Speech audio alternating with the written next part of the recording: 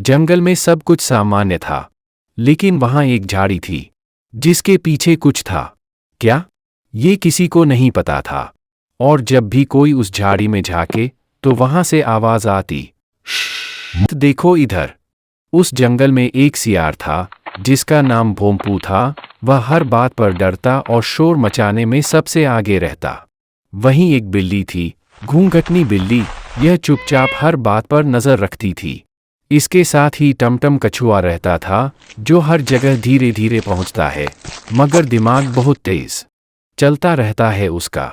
ठुनठुन हिरन भी कुछ कम नहीं था। वह सबसे तेज दौड़ता, लेकिन जल्दी घबरा जाता है।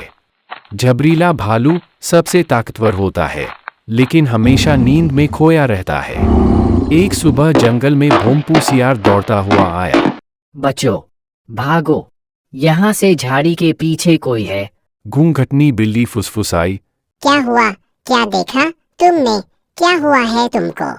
वो मैंने वहां झाड़ियों के पीछे दो लाल आंखें देखी और कुछ सरकता हुआ आवाज भी सुना।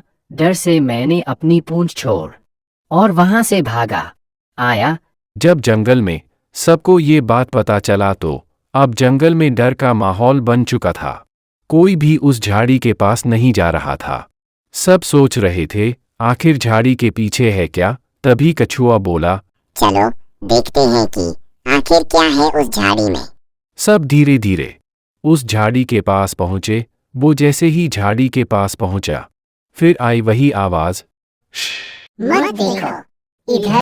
टमटम सीधा पीछे भागा और बोला, मैंने तो कुछ देखा नहीं और समझ में भी कुछ नहीं आ रहा है कि क्या होगा। रुको, मैं दौड़ कर देखता हूँ।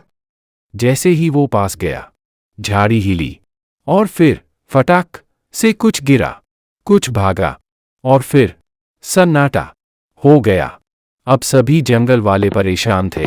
डर भी था, लेकिन जिज्ञासा भी ज्यादा थी। अब बुलाया गया जंगल का सबसे ताकतवर जानवर, झबरीला भालू को। उसे जब सबने कहा देखने को, तो वो बोला, मुझे तो नींद आ रही थी, लेकिन चलो मैं कुछ करता हूँ और निपटाते हैं इस वाले रहस्यमय प्राणी को। भालू जैसे ही झाड़ी के पास गया, उसने जोर से दहाड़ मारी। कौन है रे तू झाड़ी के पीछे? कौन है? क्यों डरा रहा है सबको? बाहर निकल, वरना मैं तुम्हारा मुंह फोड़ दूंगा।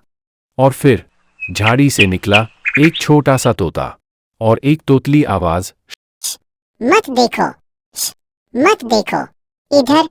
सब हंस पड़े। अरे, ये तो मिक्की तोता था, जो अकेले में बातें रटता था और गलती से झाड़ी में जा छुपा। मैं तो बेवजह ही डर गया था। मैंने तो इतनी तेज दौड़ मारी सिर्फ तोते के लिए, भाग सब बेकार हो गया। और मैंने 2 दिन भर लगा दिया इस झाड़ी तक पहुंचने में। अरे यार, क्या बकैती है।